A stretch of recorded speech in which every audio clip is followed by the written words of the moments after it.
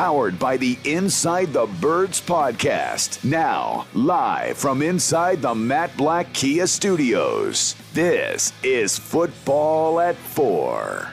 Every Monday and Wednesday, Geoff Mosher from the Inside the Birds podcast joins us. And, of course, on Mondays, they drop the latest edition of the Inside the Birds pod. So if you're subscribed, make sure you download, check out all the information on there. Mondays and Thursdays. Also, don't forget about Jason Avant, Quentin Michael, Q&A on Wednesdays. All that and more from the guys over at the Inside the Birds podcasting network. And Geoff Mosher joins us live with a wonderful background. Nice little background there. Geoff, how you doing?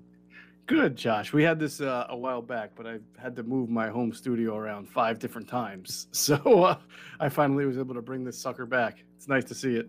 So the side effects of having children has affected your ability to have a banner up. Is that correct?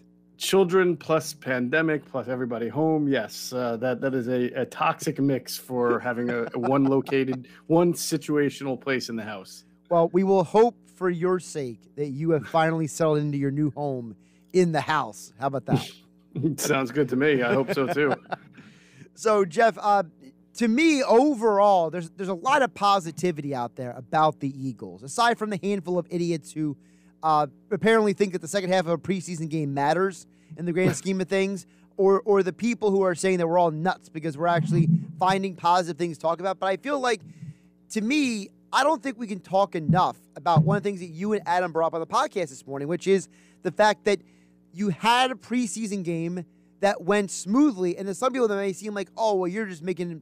No, literally this team had problems doing simple things last year, and it's nice to see a football team run like a well-oiled machine for once in a long time. Yeah, certainly. And you know, we make all of our statements under the umbrella of it's just the preseason, but fair enough, the first game, new coaching staff, new head coach, what you're looking for is clean, crisp decision-making, play, substitutions, anything that goes on during the course of a game where it requires the head coach and the defensive coordinator to be on their cues. And I thought that they were. I thought that you did not see any, for Nick Sirianni to go through different personnel formations from 11 to 12, not have any problems there. I didn't think that there were any issues. I thought he actually, not only just personnel formations, but I mean, there were times where he was even spread. I mean, he showed a lot of different looks. So, and there were no issues there. Nothing that I thought needed to be challenged that he didn't challenge.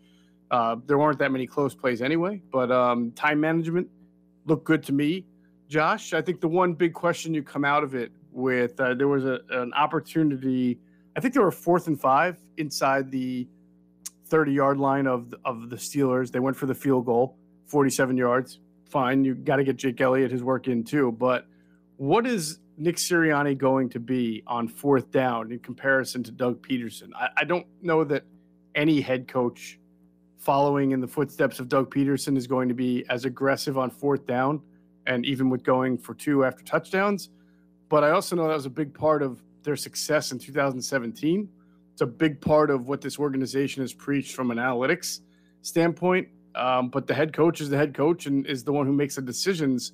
So we'll have to see in regular game situations, right, if he is going to sometimes push the pedal a little bit, go full throttle in those 4th and makeable situations. Do we read anything into, speaking of Sirianni, the fact the offense targeted the tight end 11 out of 28 times on Thursday night? I don't know. I mean, certainly the tight end, you went into camp wondering if Jalen Hurts was going to have a good chemistry with his tight ends. And I would say so far into camp, he probably has had his best rapport with the tight ends, not only in camp, but also in the preseason game. As you saw, Zach Ertz and Dallas Goedert targeted fairly often, and Ertz dropping that 3rd down pass. So that opens up the question, well, what happens if Zach Ertz isn't on the team going forward? And also, is this also a byproduct of the fact that at wide receiver, they just have not had the consistency that they've wanted? Some of that is injury related, Devonta Smith being out. But Jalen Reagor obviously was not a much of a factor for the first week of camp as he got his conditioning back.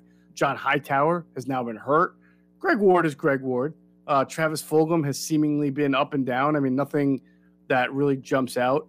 And of course, Quez Watkins has had a nice camp as well, and certainly a good preseason game. But I don't know that Quez Watkins is all of a sudden going to be your number one or number two receiver. I think there's a little bit too much being made after that first game, and even after a decent camp, about what he's going to be this year.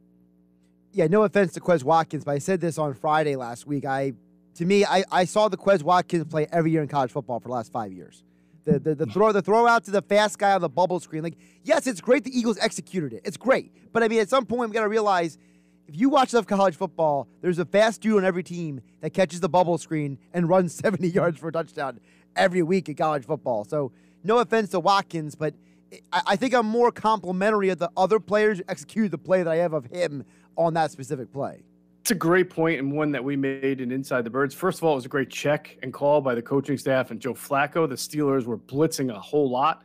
That's a great blitz beater type of play. So kudos to Sirianni, Steichen for having it there in the playbook. Flacco for checking into it.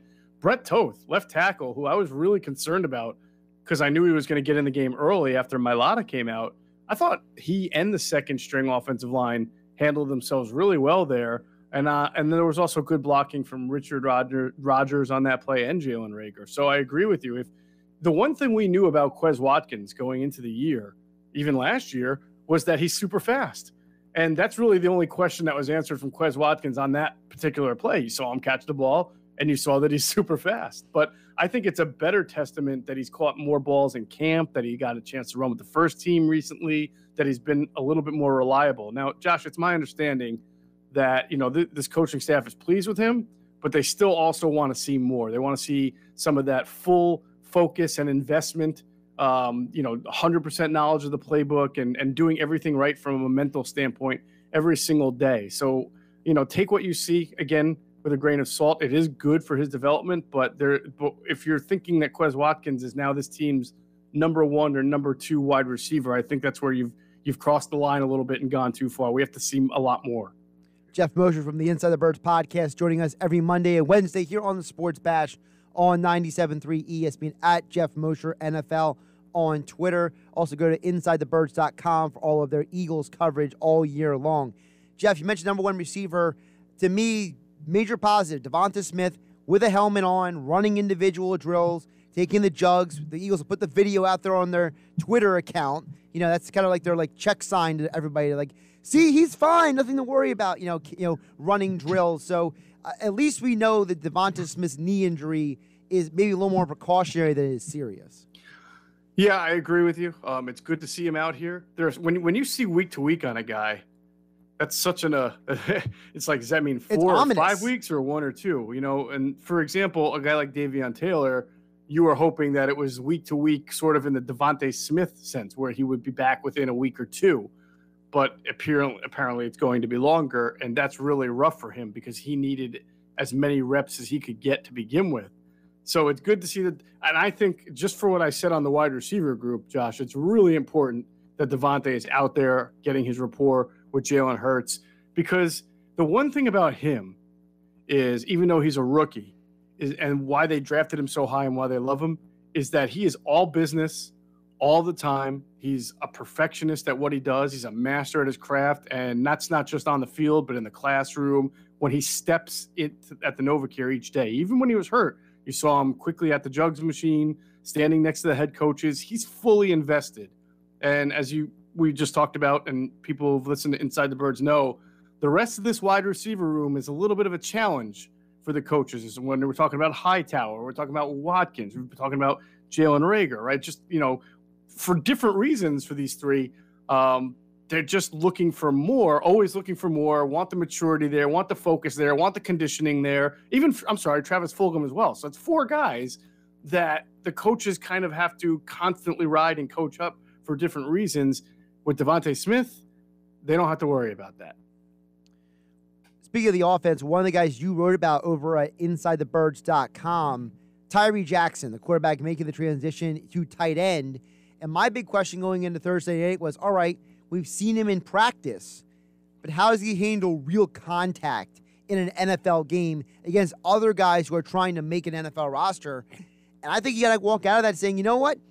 He did his job. He wasn't spectacular, but he did his job. He didn't get knocked off the ball. He wasn't like Tim Tebow and completely olaying a block like Tebow did. It's now infamous on Twitter now. No, he went out there, he did his job, he caught the ball, and he wasn't shied away from a guy maybe banging him once or twice. No, I thought that there were a lot of encouraging signs from Tyree Jackson.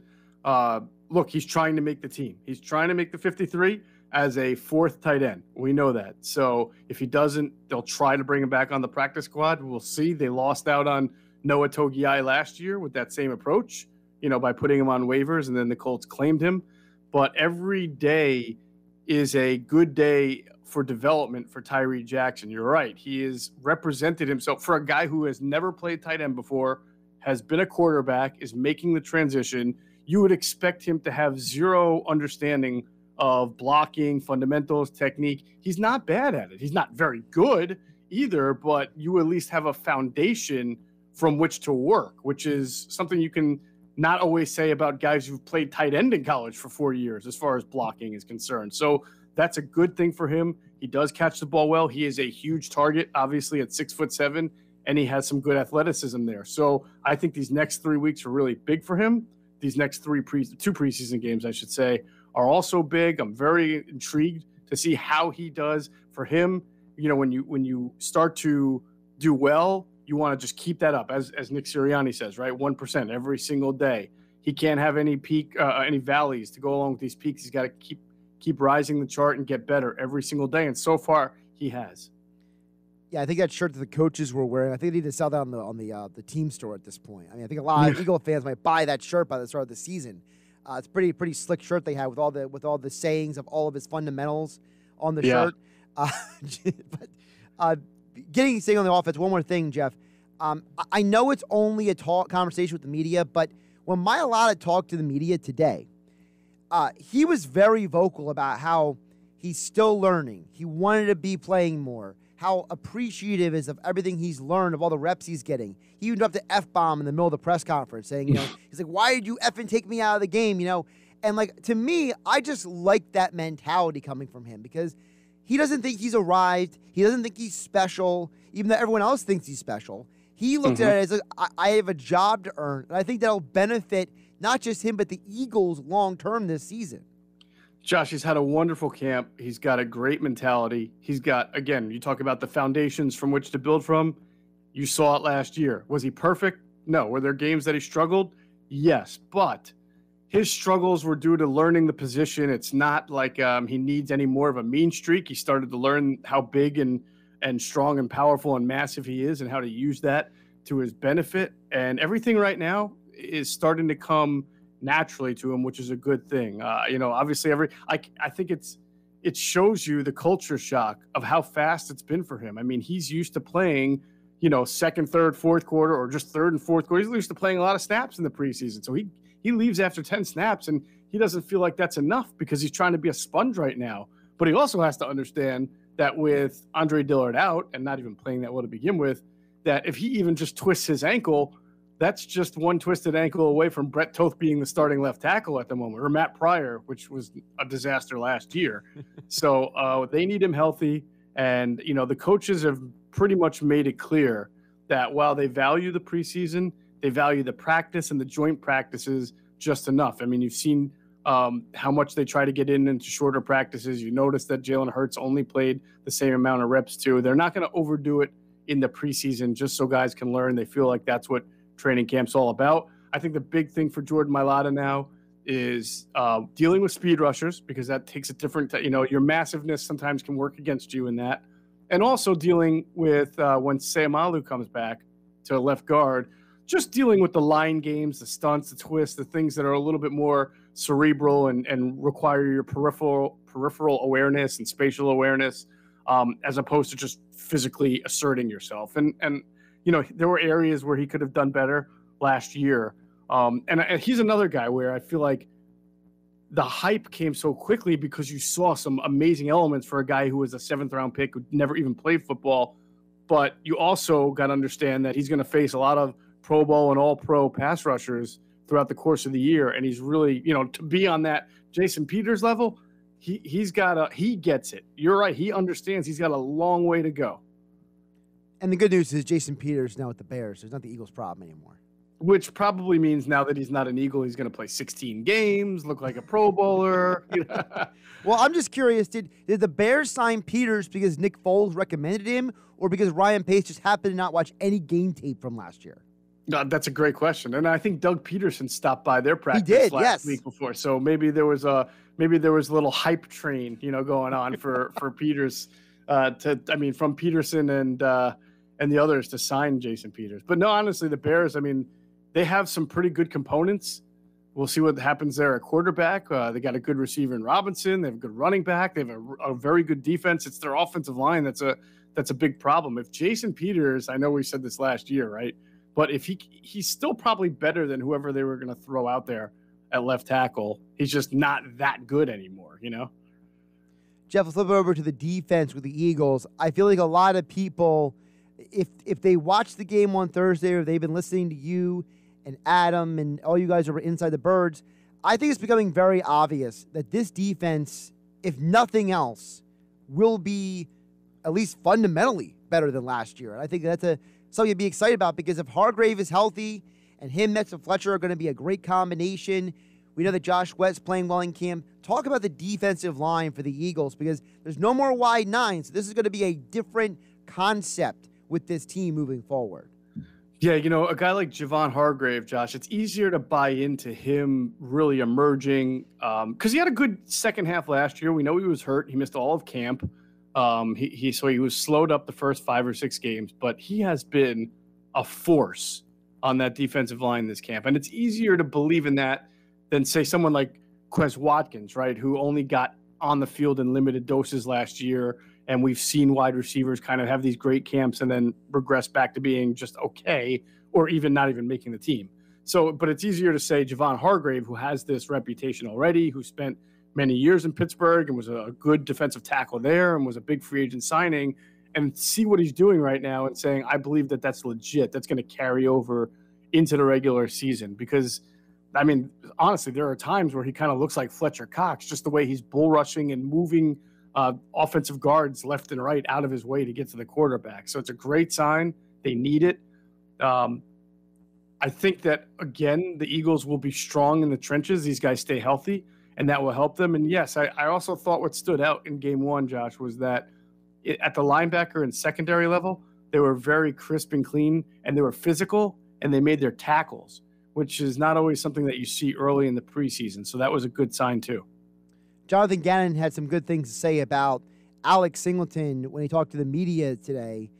I believe from everything that I understand and everything you and Adam have said on the Inside the Birds pod that it looks like it would be Singleton and Wilson as the 2 linebackers on the field for a lot of downs. So how important is for them to get Singleton ramped up considering he missed so much time at the beginning of camp?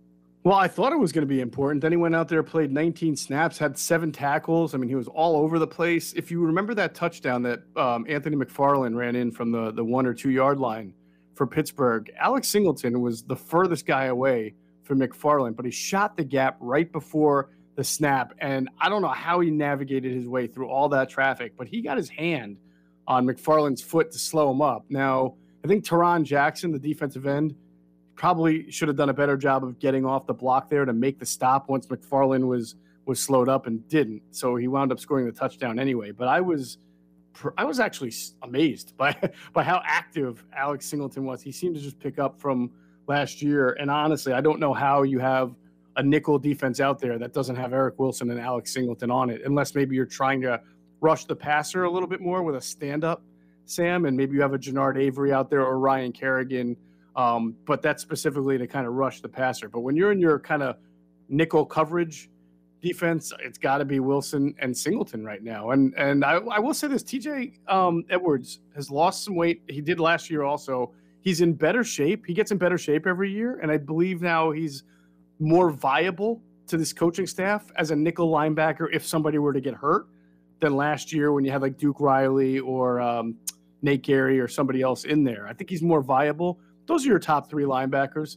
But keep an eye on Patrick Johnson because they really like him. He's a guy who at Tulane was kind of a pass rusher, but they're converting him to a Sam here, which could involve pass rush, but it also could involve dropping into coverage. They really like how he's coming along. He has a chance to make the team. He's playing well, and he's a really high intelligent, high character guy. So there'll be an interesting kind of battle there between him and Sean Bradley. I mean, Davion Taylor's going to make the team even, because he's a third-round pick and he's been hurt all camp, and he's got athleticism, pouring out of every pore in his body. So even if he doesn't technically deserve it, they're going to give him a chance. So he's 4 and 5 he'd probably be your quote-unquote fourth linebacker behind those three I mentioned. But Patrick Johnson versus Sean Bradley for a fifth. And then I don't know how they count like the Kerrigans and the Averys and the Osmans, who can be linebackers but also pass rushers. That it may not be your traditional numbers that you're keeping at certain positions because of the versatility there. But I do think Bradley and Johnson is a good battle to make this 53. Geoff, one more before I let you go. Always appreciate your insights here on a Monday on the Sports Bash Football at 4, powered by the Inside the Birds podcast. Kevon Wallace upgraded to limited at practice today with the groin. Is the hope still to have maybe him on the field for the Eagles this preseason? Because I feel like at least if he can play week 1 of the season, it makes the Rodney McLeod situation a little less desperate. A little bit less. I mean, Kevon Wallace has a lot to prove himself. So even if he's healthy, it's not like when he's out there, you're like, oh, we've got this thing all settled. It's Kevon Wallace and Anthony Harris. However, groins are tricky, so you do hope that he gets back on the field soon. I will say I thought Marcus Epps, again, played well in the preseason game and, again, is having a decent camp. He had one last year, too. The coaches really liked the camp that he had. Did he have a great season?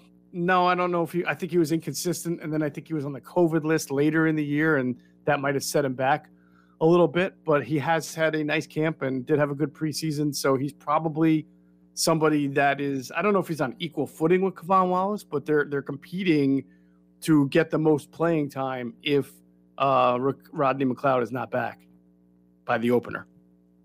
For more on the Eagles, in training camp, getting ready for the second preseason game, joint practices up there with them, and the Patriots headed that second preseason game. InsideTheBirds.com.